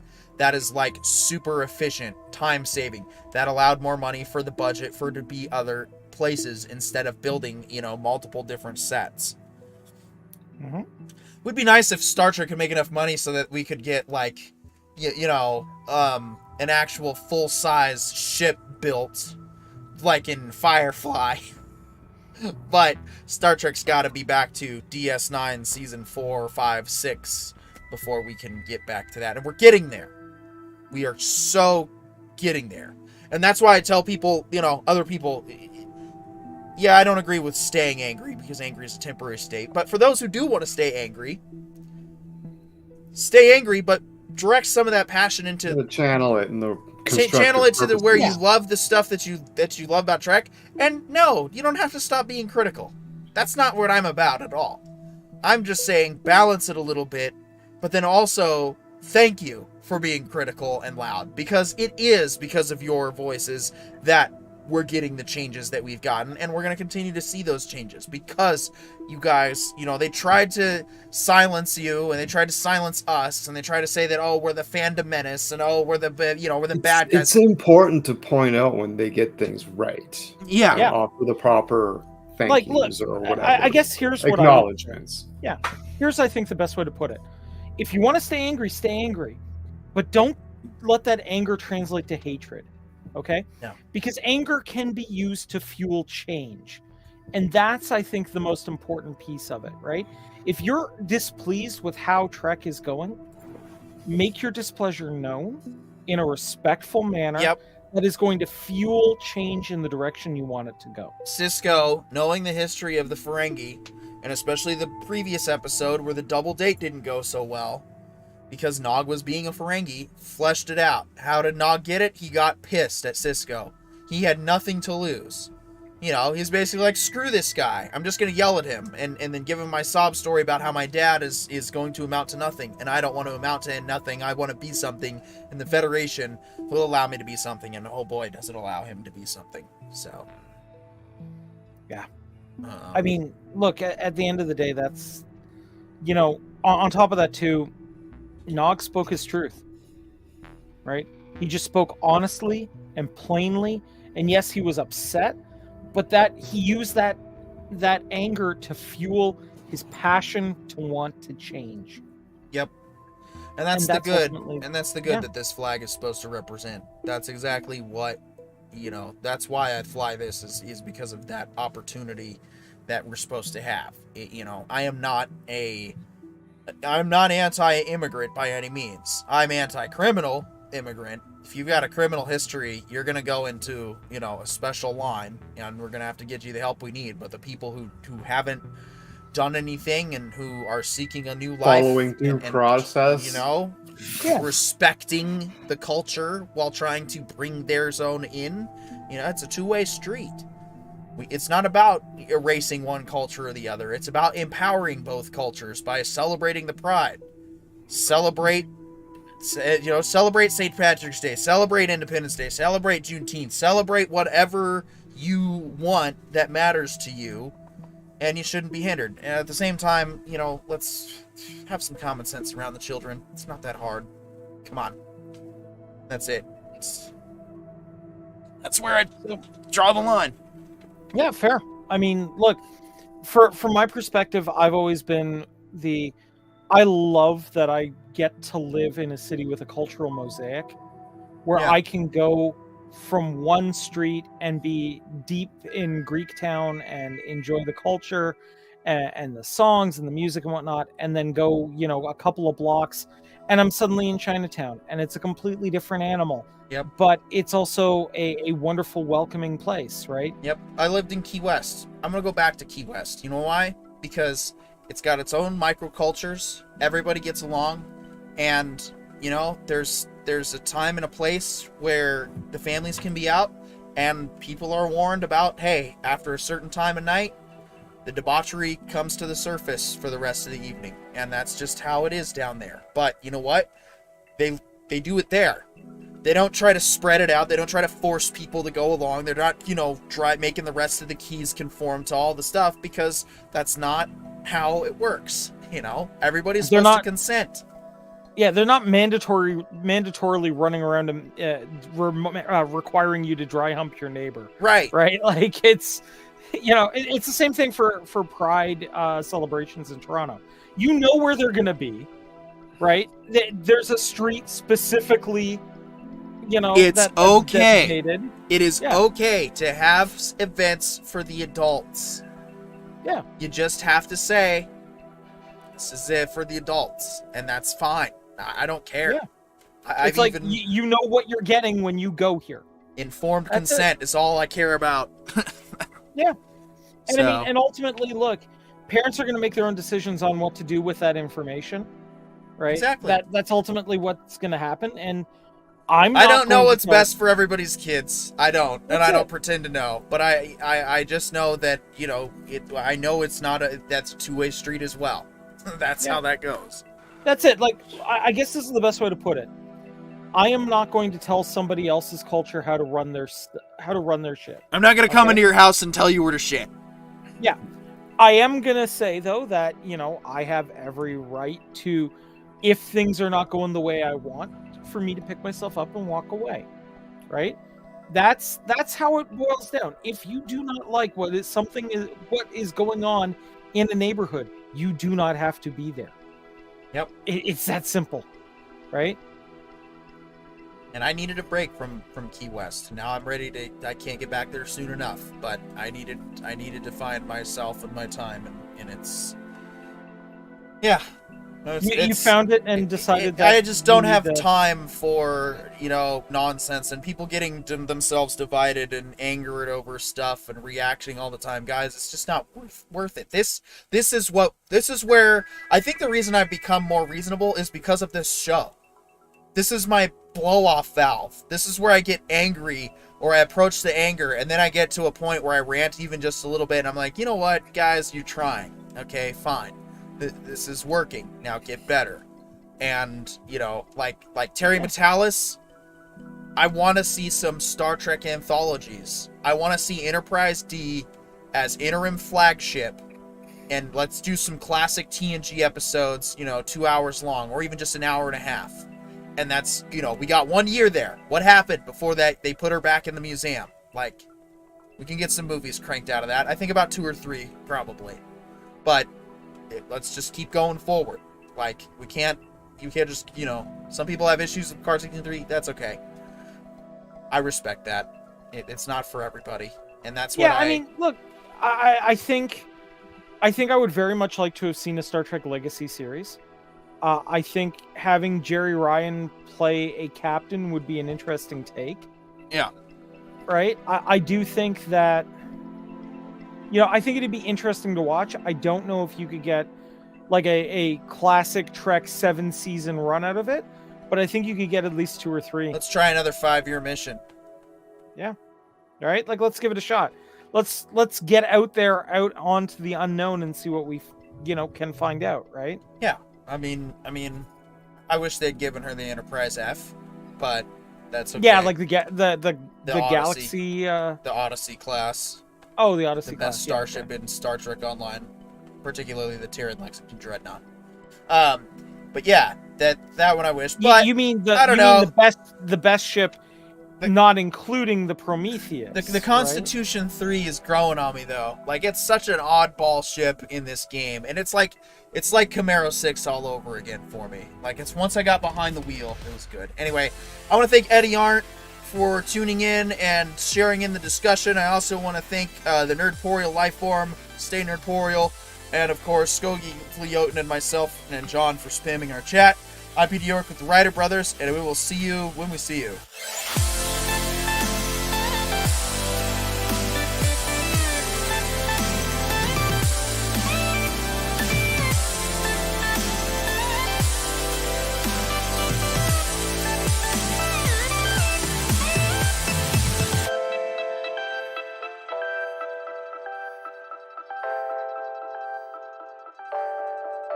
This has been a presentation of the Ryder Brothers Tuesday Night Live on a Sunday show.